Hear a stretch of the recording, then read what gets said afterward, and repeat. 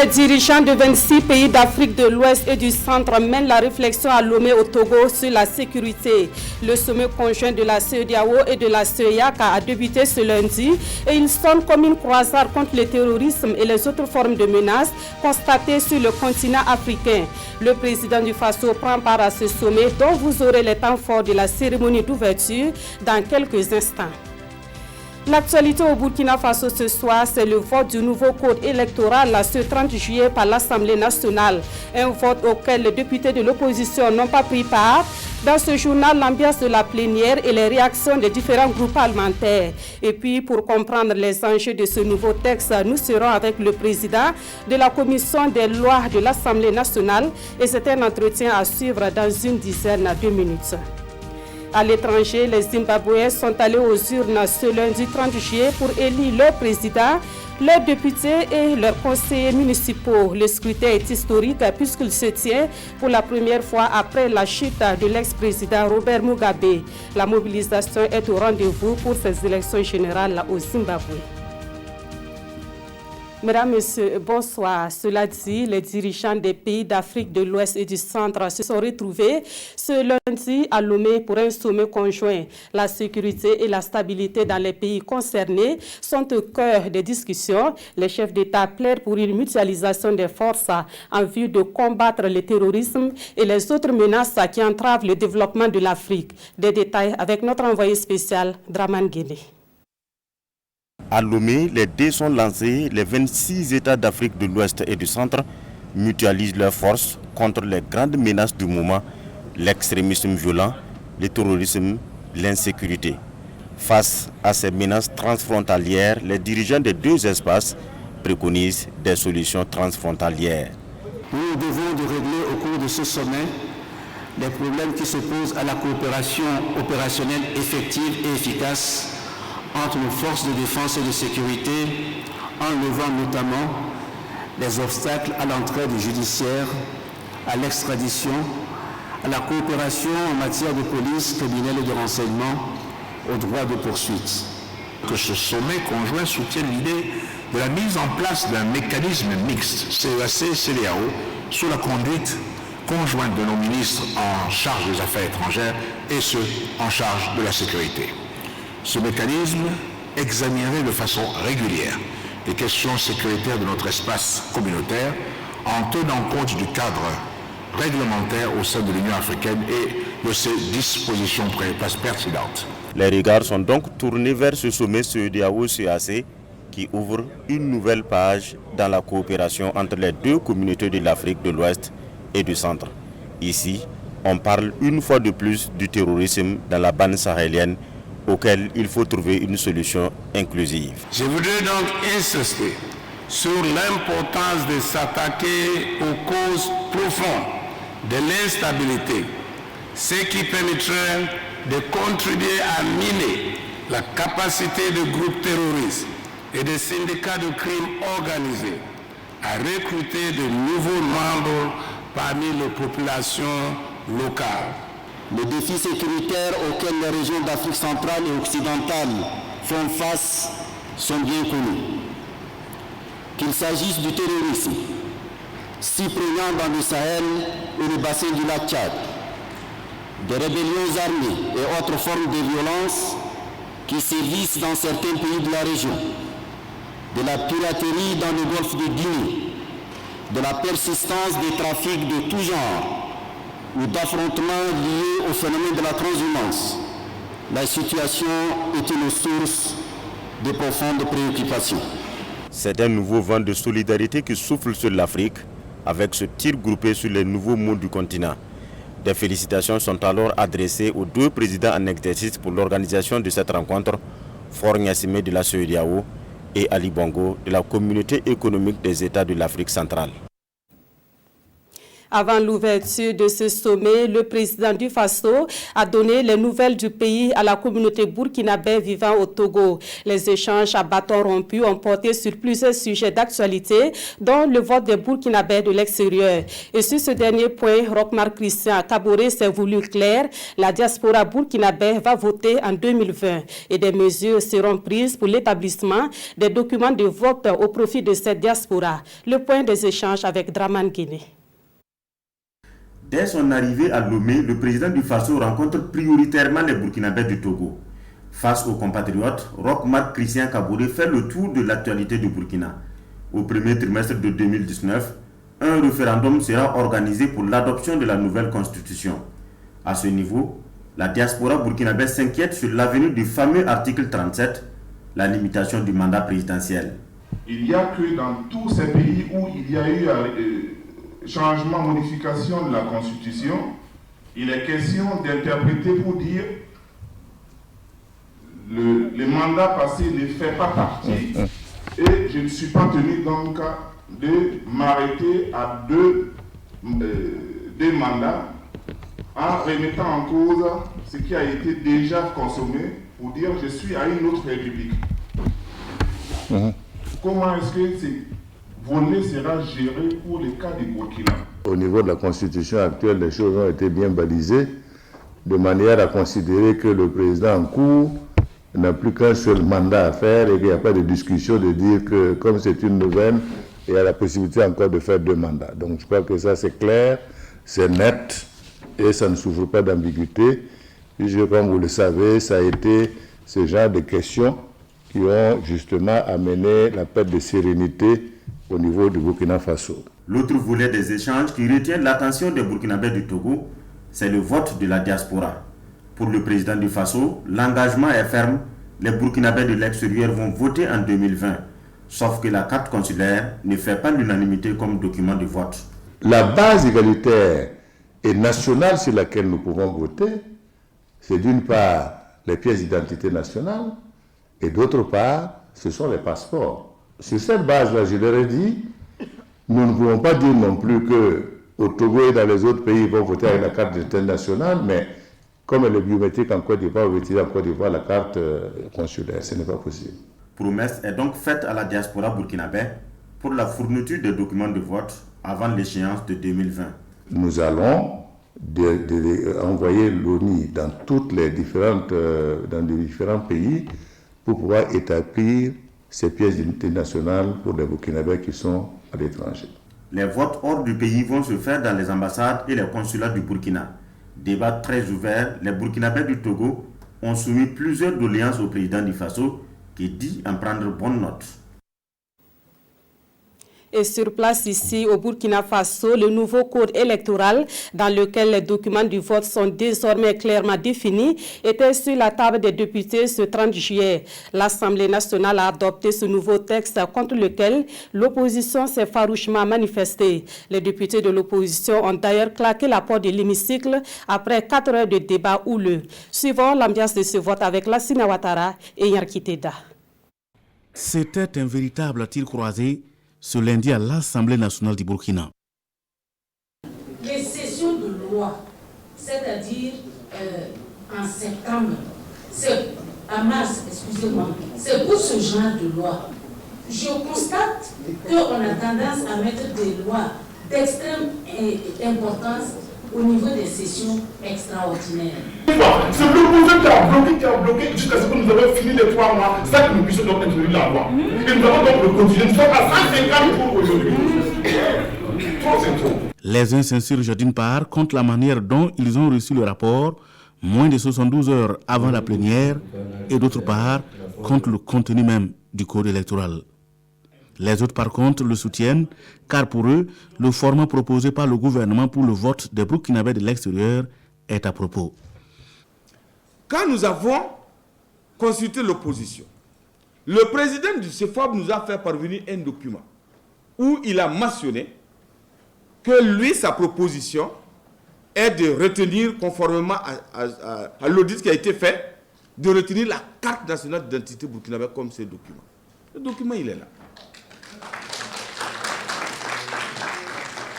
Je voudrais préciser qu'en 2013, quand on a voulu aller déjà pratiquement pour le vote des Burkinabés de l'étranger, il y a eu des prospections qui ont été faites pour l'établissement de la carte consulaire en Côte d'Ivoire, et que dans cette prospection, l'opposition en 2013 est partie dire à quelqu'un qui l'a déjà dit ici, voir le président en son temps, pour dire, et c'était le président de CIFOB qui conduisait la délégation, pour dire qu'il y a deux éléments importants par rapport à cela. Le premier élément, c'est que tel que on a passé le marché pour la confection des cartes consulaires, ne permettait pas donc qu'il y ait une certaine transparence, une certaine crédibilité sur la pièce.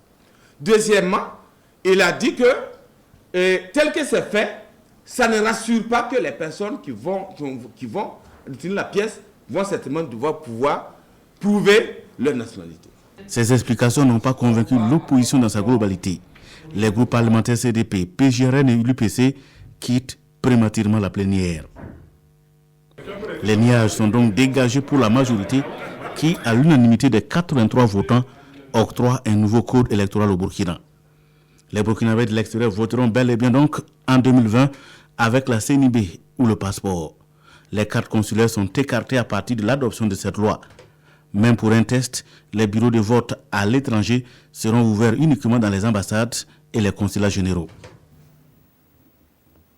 Et juste après ce vote, dans une ambiance houleuse, comme vous l'avez vu, le président de l'Assemblée nationale s'est exprimé. Alassane Bala Sakandé, tout en déplorant l'attitude des députés de l'opposition, estime qu'il s'agit là de l'expression de la démocratie au sein de l'hémicycle. Nous l'écoutons au micro de Gérald Somé et Nyarkiteda.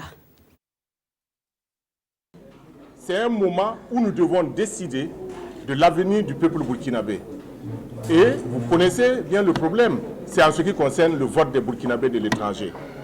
Ce vote des Burkinabés de l'étranger a toujours été considéré comme un serpent de mer, des promesses qui ne viennent jamais. Et pour une fois, un président a pris l'engagement, lors de sa campagne, de permettre à tous les Burkinabés de l'extérieur de pouvoir participer au vote. Nous l'avons dit, il peut y avoir des imperfections, mais allons-y déjà avec cela. Et ça nous permettra, s'il y a des imperfections, de pouvoir les corriger plus tard. Pas plus tard que hier, on réclamait à corps et à cri la participation des Burkinabés de l'étranger au vote. Aujourd'hui, que tout est fin prêt, on trouve encore des alibis pour nous amener en arrière. Nous disons non. Nous avons été mandatés par le peuple burkinabé et nous travaillons et nous travaillerons encore à ce que ce peuple burkinabé-là, d'où qu'il soit, puisse participer au scrutin. D'ailleurs, vous avez entendu le gouvernement. Ce qui pose problème, c'est qu'il y a une exclusion. Exclusion à quel niveau? Exclusion à quel niveau? Est-ce que, en insistant pour qu'il y ait un bulletin, un document comme la carte d'identité nationale ou le passeport, est une exclusion?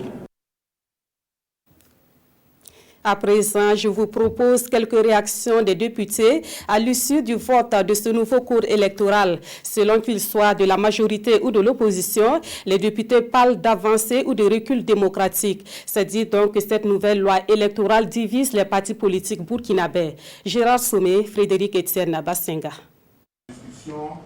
Deux questions majeures divisent les députés, les documents de vote et les lieux de vote à l'extérieur. La carte consulaire est crédible pour l'opposition. Ne pas la considérer pour le vote de la diaspora, c'est avoir des ambitions inavouées. C'est vrai que le chef de l'État a maintes fois affirmé qu'ils vont voter, mais en résumé, finalement, c'est la part du crapaud qu'on a accroché dans un arbre. Il ne peut pas dire qu'on ne lui a pas donné, mais il ne peut pas en bénéficier. Pourquoi? Si vous regardez, le ministre même reconnaît que sur les 980 000 détenteurs de cartes consulaires dans un pays comme la Côte d'Ivoire, il y a 300 000 qui ont eu la carte consulaire à partir de la CNIB. Il y a 100 000 qui l'ont eu à partir du passeport. Ça vous fait 400 000. Ces 400 000-là vont voter comment? Le vote de la diaspora dans les ambassades et les consulats généraux dénote de la même ambition pour l'opposition, restreindre au maximum le vote de la diaspora. Nous pensons qu'on pourrait choisir d'autres lieux publics pour permettre justement à tous les électeurs de pouvoir prendre part aux élections, de pouvoir exercer leur droit de vote. Le souci majeur, c'est d'approcher les bureaux de vote des électeurs. Si nous prenons le cas de la Côte d'Ivoire, où un électeur peut prendre toute une journée pour rallier la capitale Abidjan, pour pouvoir exercer son droit de vote, ça demande non seulement des moyens financiers, et également ça demande aussi du courage et de la disponibilité. Côté majorité, la carte consulaire n'est pas fiable. Les dénonciations de plusieurs sociétés civiles, la qualité et la moralité même de l'opérateur qui a délivré cette pièce sont autant de facteurs qui montrent que le gouvernement prend la bonne décision. Pourquoi telle insistance sur la carte consulaire qui n'est pas fiable ou soit même en douter? Et pourquoi ne pas se poser la question, ceux qui pensent que c'est une mascarade sur les 18 millions de Burkinabés, et si on se limitait aux 5 millions d'inscrits sur les listes à l'intérieur du Burkina Faso, ils auront pu convaincre combien de personnes? Et c'est les 900 000 et quelques Burkinabés résidant en Côte d'Ivoire qui peuvent constituer un problème qui n'est pas en réalité un problème, mais des plans et des agendas bien cachés et dévoilés et détruits qui aujourd'hui sèment la panique. Somme toute, pour la majorité, c'est un grand pas pour la démocratie. Et l'histoire retiendra que c'est sous l'égide du président Kaboré que pour la première fois, les Burkinabés de l'extérieur voteront. C'est une avancée majeure. Parce que c'est une question longtemps évoquée qui n'a jamais trouvé d'aboutissement. Mais nous pensons qu'actuellement, nous avons avancé et c'est une décision fondamentale donc, pour la participation des Burkinabés de l'extérieur. L'autre point qui divise est la formule proposée par la CENI qui consiste en l'utilisation de la CNB comme pièce d'inscription et de vote. Si la majorité approuve, l'opposition préconise, elle, le maintien de la méthode actuelle d'enrôlement des électeurs. Et nous poursuivons sur le sujet avec l'invité de ce 20h. Nous recevons le président de la commission des lois de l'Assemblée nationale, le député Maxime Koné. Bonsoir, honorable. Bonsoir. Alors, le nouveau code électoral vient d'être adopté. On est curieux de savoir comment les travaux en commission se sont déroulés pour qu'on en arrive à ces débats houleux à l'Assemblée nationale. Merci de me donner l'opportunité, au nom de la commission des affaires générales, institutionnelles et des droits humains, d'expliquer le sens de notre cutus par rapport à cette loi. Alors, il faut dire qu'il y a des procédures au niveau de l'Assemblée nationale. Alors, mon intervention, bien sûr, va concerner aussi bien la procédure que les débats qui se sont menés au fond. Alors, au niveau des procédures, depuis le 12 juillet, le débat a été posé en conférence des présidents où tous les sensibilisés ont eu l'occasion de s'exprimer et de dire ce qu'ils pensaient. Ensuite, la plénière a donné caution, n'est-ce pas, à ce programme d'ordre du jour qui a été adopté par la conférence des présidents. Puis, le dossier a été acheminé au niveau de ma commission qui a été affectateur pour fond. Et je dis en même temps que les 5 autres commissions ont été, n'est-ce pas, saisies pour avis. C'est ainsi qu'à partir du 24 juillet, nous avons engagé les concertations avec tous les acteurs, notamment les acteurs politiques qui sont le CEFOP, l'Alliance des partis de la majorité présidentielle. Nous avons rencontré au moins 14 organisations non gouvernementales et puis des organisations de la société civile comme la Coordination nationale des OSC, comme le Centre pour la gouvernance démocratique, comme la CODEL, comme bien sûr l'ONG Diaconia.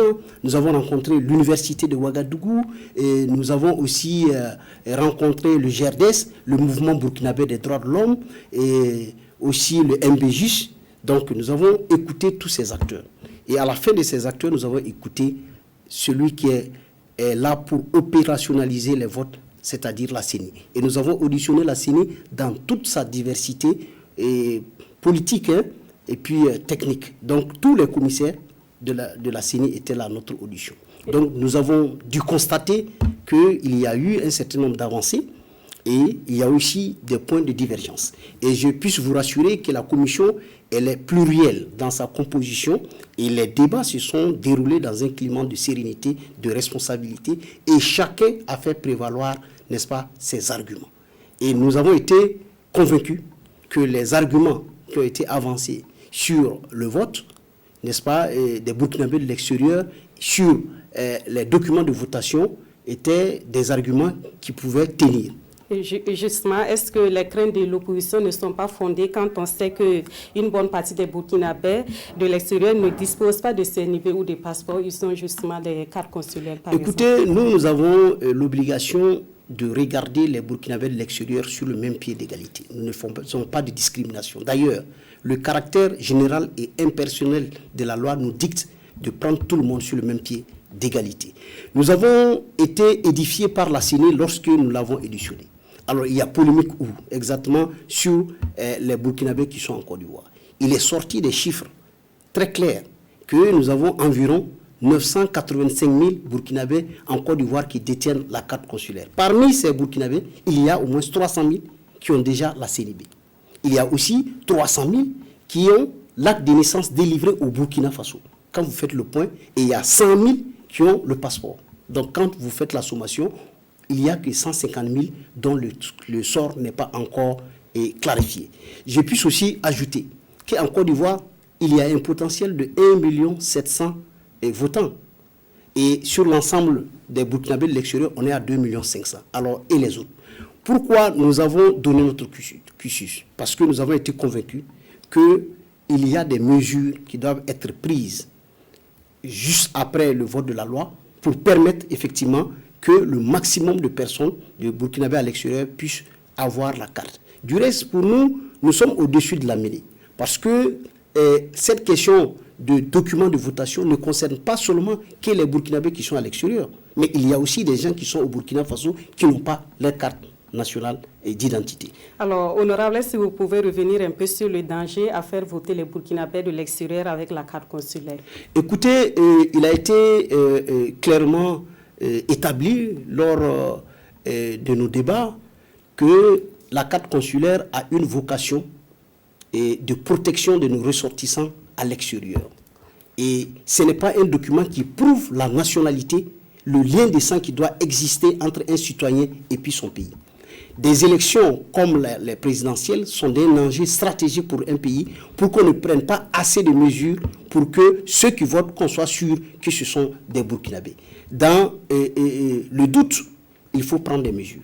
Et dans le doute aussi, il faut être très strict par rapport à l'égalité des citoyens burkinabés devant la loi. Et nous avons trouvé que le jeu politique qui est en train de se mener autour de cette carte n'est pas un jeu politique fermé, c'est un jeu ouvert. D'autant plus que les élections sont à l'échéance de 2021. Nous avons encore 2 ans pour travailler à ce que ceux qui n'ont pas leur carte nationale d'identité puissent l'avoir. Et le président l'a d'ailleurs annoncé à Lomé au Togo. Alors, c'est une opinion dans ces circonstances.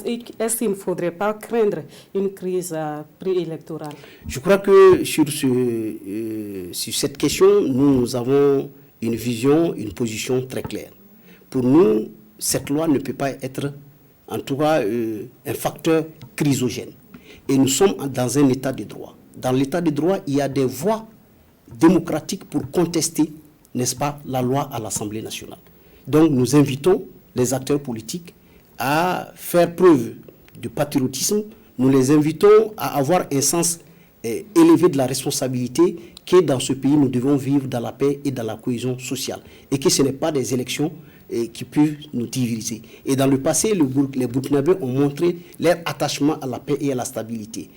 Et après l'insurrection, on a fait le pari que les élections de 2015 seraient en tout cas une occasion pour que nous tombions dans l'abîme. Mais aujourd'hui, le Burkina Faso est debout. Donc, je ne vais pas rentrer dans un certain nombre de considérations. Ce qui est sûr, s'il y avait d'autres agendas cachés, que les personnes les dévoilent, mais ce n'est pas cette loi qui, à mon sens, est une avancée démocratique. Et surtout, c'est l'acte fondateur d'un nouveau contrat social entre le président du Faso et ses ressortissants en Côte d'Ivoire. Merci beaucoup, honorable Maxime Koné, pour cet éclairage sur le nouveau code électoral adopté donc ce 30 juillet par l'Assemblée nationale. Et dans la suite de ce journal, nous conduit au premier ministère. Le chef du gouvernement a reçu cet après-midi une délégation du Haut Conseil du dialogue social, conduite par Jean-Marc Palma, président de cette institution. La délégation est allée demander le soutien du premier ministre pour la réussite de sa mission. Le point de l'audience avec Nongba Kouda et Pascal Kani.